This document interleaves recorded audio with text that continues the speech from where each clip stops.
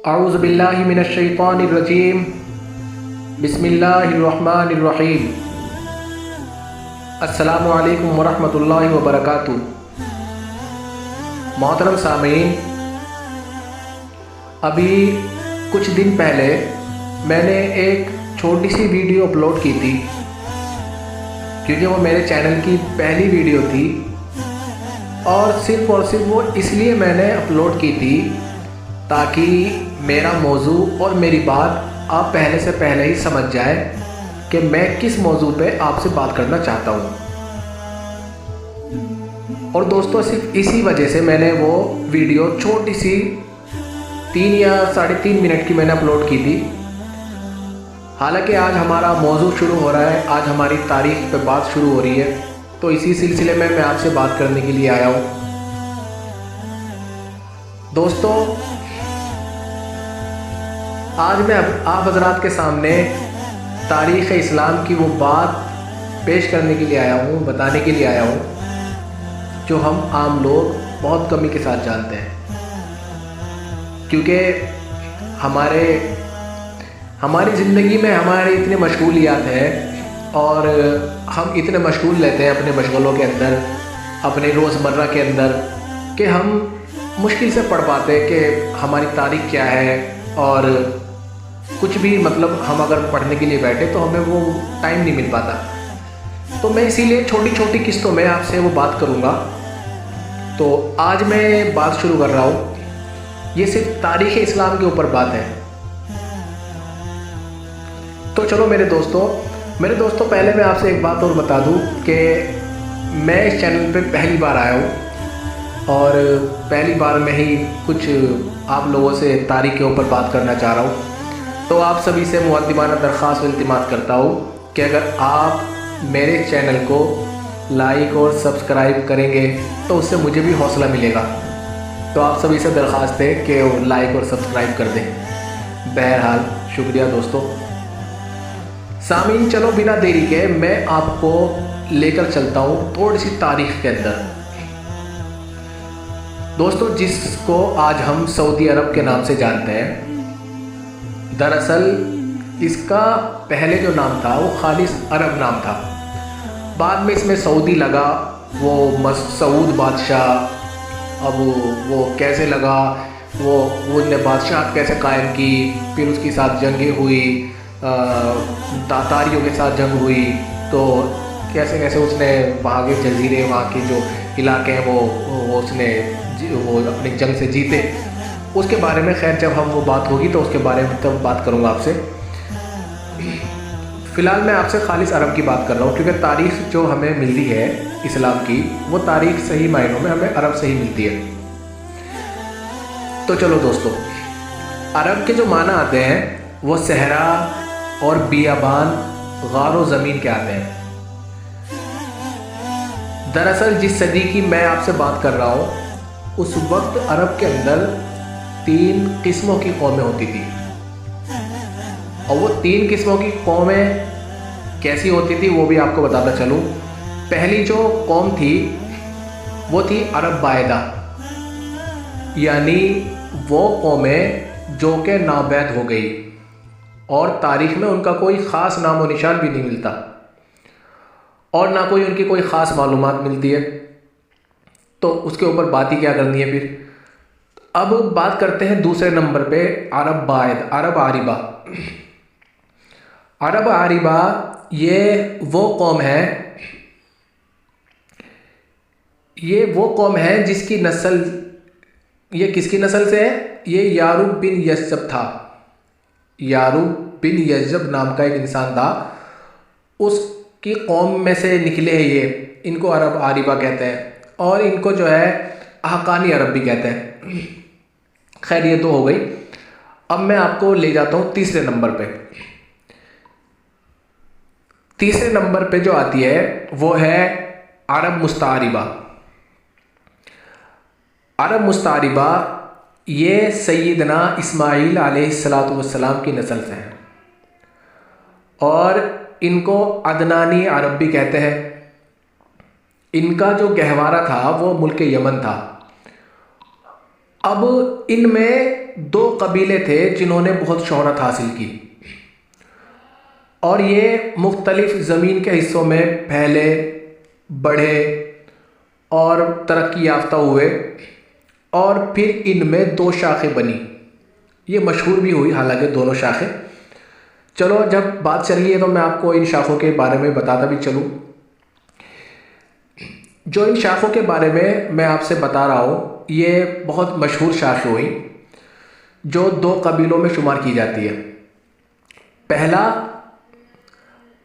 हमील, जैदुज़्ज़महूर, अज़ा और सिकासक, ये एक कबीला है जो एक अलग ही शाखों के नाम पर बढ़ा।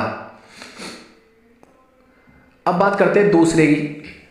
दूसरी जो होती है वो है कहलाम।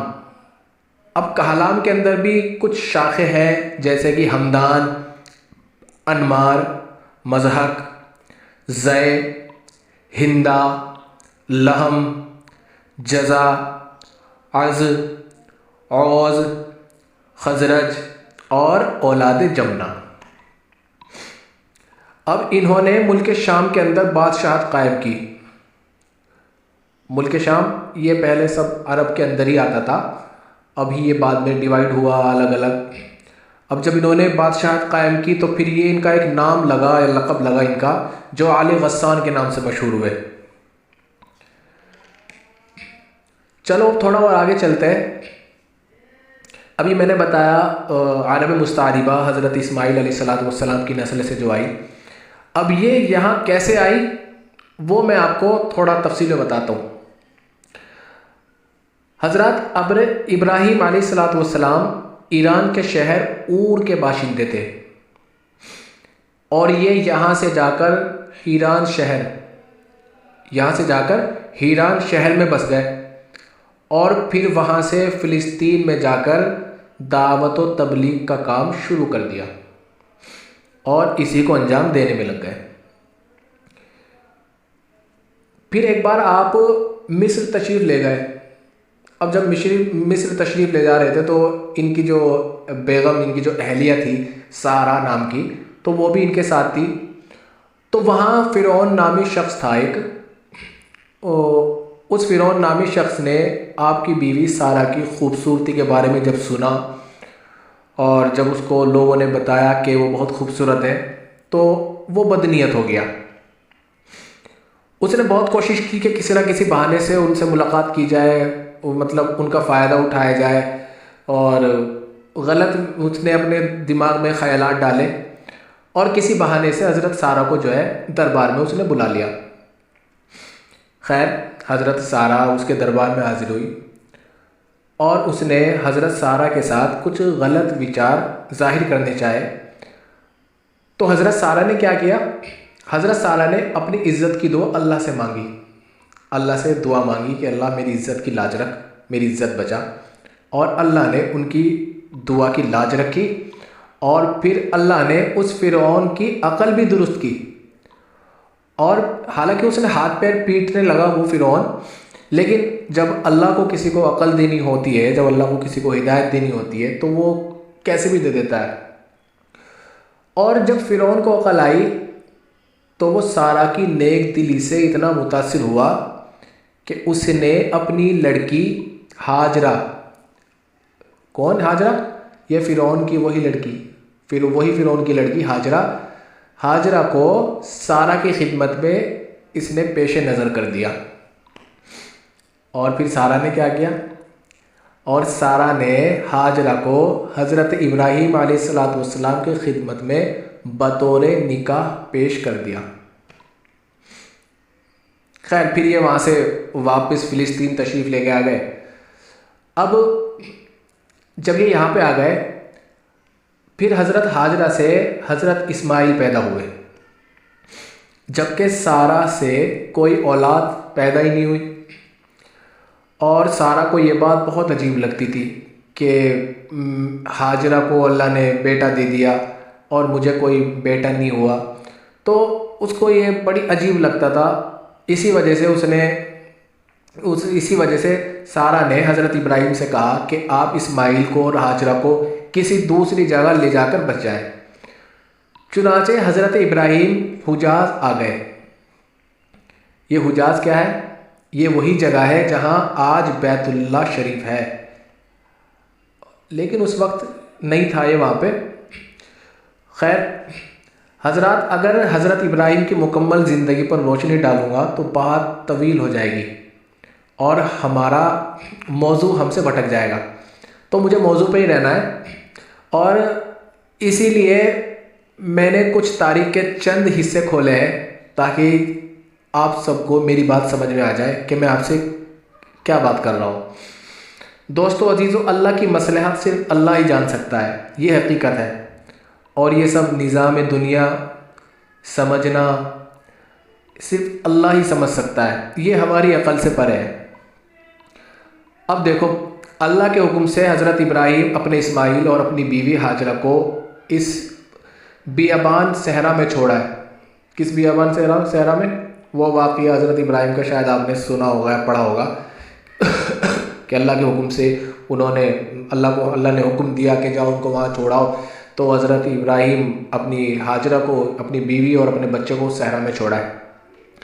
अब ये सहरा क्या था? जहाँ ना कोई पानी था और ना कुछ खाने की ग़िज़ा, लेकिन अल्लाह के हुक्म के आगे ना उनकी प्यास की शिद्दत और ना भूख की तड़प उनको अपने असल दीन से भटका नहीं सकते थे वो।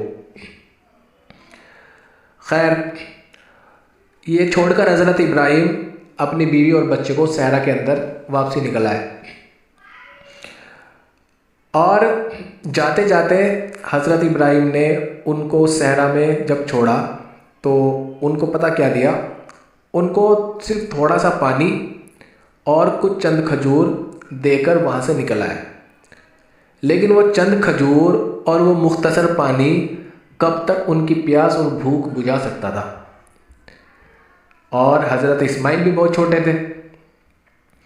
चूँकि अल्लाह को इस जगह को मुबारक जगह और मुअज्जब नमूना मकसूद था, जिस जगह पानी की एक बूंद तक मौजूद न थी और दूर दूर तक खुश्क ज़मीन और पहाड़ मौजूद थे, उस ज़मीन में अल्लाह ने एक चश्मा जारी किया। और वो चश्मा कौन सा है? वो चश्मा वही चश्मा है जो आज हम पाक पानी हौज़े कौसर के नाम से जानते हैं।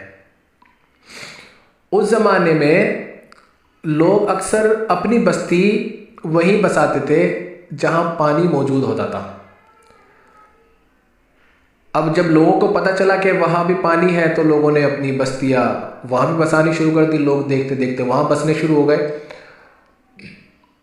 बहरहाल हज़रत इस्माइल ने इसी जगह परवरिश पाई और आज ये मक्का शहर के नाम से मशहूर है। फिर उसके बाद हज़रत इस्माइल की जर्नी शुरू हुई, उनकी ज़िंदगी का वो दौर शुरू हुआ। फिर वो इसमें बढ़े और फिर आगे चल के उन्होंने निकाह किया। और जब हज़रत इस्माइल अलैहिस्सलाम का निकाह हो गया तो हज़रत इब्राहीम अलैहिस्सलाम के दिमाग में आई कि मैं अपने बच्चे से मुलाकात करके आऊँ, अपने बच्चे को देख के आऊँ जो मैं सहरा में छोड़ के आ गया था। अब वो गए, अब वो वहाँ तशरीफ़ ले गए अपने बेटे से, हज़रत इस्माइल से मुलाकात के लिए। लेकिन उनकी इस्माइल से मुलाकात नहीं हो सकी। अब उन्होंने इस्माइल का हाल पता किया तो किसी ने इत्तला दी कि इस्माइल परेशान है, तंग दस्ती में है। तो हज़रत इब्राहीम ने उस शख्स को कहा कि इस्माइल को कहना कि वो अपनी चौखट बदल दे, यानी दूसरी शादी कर ले। और जब इस्माइल को ये ख़बर मिली तो उन्होंने दूसरी शादी की।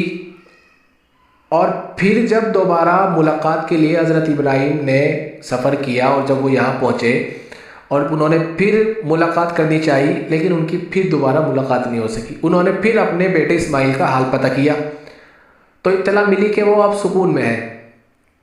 अब जब ये ख़बर सुनी तो हज़रत इब्राहीम अलैहिस्सलाम ने उस जिसने ख़बर दी उसको कहा कि इस्माइल को कहना कि अब वो अपनी इस चौखट को ना बदले, यानी अब इसी निकाह पे कायम रहे और इस बीवी को ना छोड़े।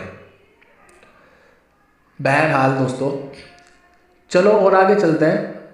हज़रत इस्माइल की दूसरी शादी जुरहों के सरदार खुजार बिन अमर की बेटी से हुई। हज़रत इस्माइल की 2 शादियाँ हुई और बाज़ रिवायात से ये भी मालूम होता है कि आपकी 3 शादियाँ हुई, जिससे आपको अल्लाह ने 12 बेटे अता फरमाए। और उन 12 बेटों से ही अलग अलग कबीले वजूद में आए और ये सब के सब मक्का शहर में ही रहे, यहीं पले, यहीं बड़े। और देखते देखते देखते देखते इनके हालात ज़माने की गिरोह में ही तब कर रह गए। यहाँ तक के चलते चलते चलते चलते अदनान और उनके बेटे माद का ज़माना आया, जिसको अदनानी नस्ब भी कहते हैं। और ये नस्ब कौन सा है? ये वही नस्ब है जिससे अल्लाह के रसूल सल्लल्लाहु अलैहि वसल्लम का नस्ब जाकर मिलता है। दोस्तों, वैसे तो हज़रत इस्माइल के 12 बेटे थे, लेकिन तारीख़ में अक्सर नाबिद और कैदार बिन इस्माइल का ही जिक्र मिलता है, यानी कि इन दोनों बेटों का। बाकी 10 बेटों का उनका कोई जिक्र कुरान से मिलता नहीं है, बस इन 2 बेटों का जिक्र कुरान से मिलता है, क्योंकि नाबिद और कैदार की ही औलाद गुमराही के दलदल से महरूम रही। बाकी सब गुमराही के दलदल में को गुमराह हो गए, किसी का कोई नामो निशान नहीं मिला। तारीख़ में और कुरान से साबित कुछ मिलता नहीं है। बहरहाल, कैदार बिन इस्माइल की सभी औलादें यही मक्का मुअज़्ज़मा में फैली और फूली, और चलते चलते अदनान और माद का ज़माना शुरू हुआ। अदनानी अरब का दौर सही मायनों में बस यहीं तक मबूस है। अदनान आप सल्लल्लाहु अलैहि वसल्लम की 21वीं पुश्तों में आते हैं। बहरहाल, माद के बेटे नज़ात से भी कई ख़ानदान वजूद में आए और हर बेटे के 4 बेटे हुए, जिनसे बड़े बड़े कबीले बुनियादी खिलाफत वजूद में आई। चलो मैं आपको उनके नाम भी बताता चलूँ जो कबीले वजूद में आए। एक याद, दूसरा अनमा। अब बात करते तीसरे की, रबिया। और रबिया से असद बिन रबिया, अन अज़ा, अब्दुल कैस, वईल, बकर, तगलफ और बनु हनीफ़ा। तगलब बनु हनीफ़ा। अब बात करते हैं चौथे नंबर पे। चौथे नंबर पे मुज़र, और मुज़र से कैस ऐलान बिन मुज़र, और इलिया बिन मुज़र, तमीम बिन बुर्रा, उज़ैल बिन मुदरिका, बनु असद बिन उलैमा, किनाना बिन खुज़ैमा। अब ये किनाना बिन खुज़ैमा और किनाना से ही कुरैशी कबीला वजूद में आया। और ये जो मैंने बताया ना, मुज़र और मुज़र के बेटे कैस ऐलान बिन मुज़र, इनके 2 बेटे हुए। एक से तो ये इलिया बिन मुज़र, तमीम बिन बुर्रा ये चले, और दूसरे से हालांकि उनका कोई ख़ास नामो निशान नहीं है उनका, उन्होंने कोई ख़ास तरक्की भी नहीं की, जैसे कि बनु सलेम, बनु हवाज़िन, बनु अफ़ान, अफनस, ज़ुबियान, असजा, गबी बिन आबिल, ये इनके कबीले वजूद में आए। दोस्तों, किनाना से जो कबीला वजूद में आया उसको कुरैशी कबीला कहा जाता है। ये कबीला सहर बिन मालिक बिन किनाना की औलाद है। किसकी औलाद है? सहर बिन मालिक बिन किनाना। और फिर ये भी कुरैशी बोला जाता है। और ये अलग, हालांकि ये फिर अलग अलग तकसीम हो गए। ये मतलब कबीले, ये कुरैशी कबीले अलग अलग तकसीम हो गए और अलग अलग शाखों में बट गए फिर बाद में, जिनमें कुछ मशहूर शाखें भी हुई। चलो मैं आपको उनके भी नाम बता देता हूँ जो मशहूर शाख हुई, जैसे जुमा, सहम, अदी, मखजूम, कैन, ज़ोहरा और कुज़ई। और कुज़ई बिन किलाब के ख़ानदान से है। कुज़ई बिन किलाब, वो कुज़ई जो है ये बिन किलाब के ख़ानदान से है। और कुज़ई के 4 बेटे थे, उनके नाम ये हैं।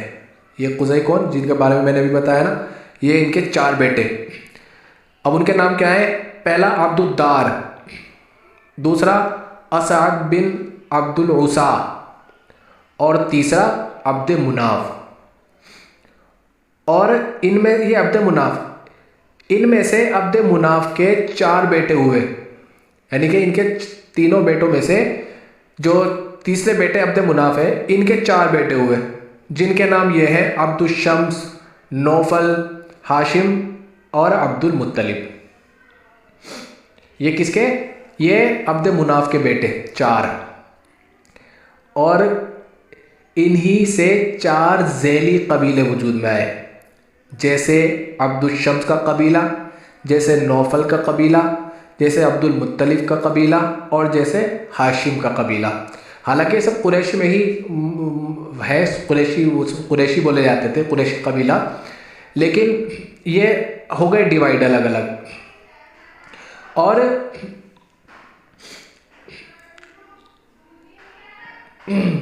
जब ये चारों ज़ैली कबीले वजूद में आए, जिनके मैंने नाम बताए, अब्दुल शम्स, नौफल, अब्दुल मुत्तलिब और हाशिम, और ये हाशिम वही हैं जिनसे अल्लाह ने हमारे नबी सल्लल्लाहु अलैहि वसल्लम का इंतखाब फरमाया। इब्न अब्बास रज़ियल्लाहु अन्हु फरमाते हैं कि अल्लाह के रसूल सल्लल्लाहु अलैहि वसल्लम ने इरशाद फरमाया कि अल्लाह ने मखलूक पैदा फरमाई तो मुझे सबसे अच्छे ग्रोह के अंदर रखा,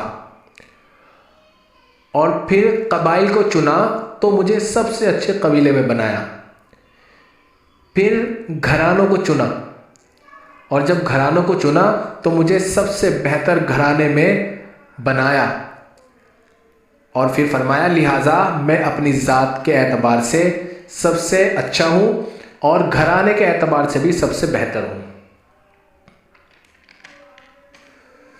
दोस्तों अजीज़ों, आज हम यहीं पर बात को रोकते हैं। क्यों? क्योंकि नहीं तो बात बहुत लंबी हो जाएगी।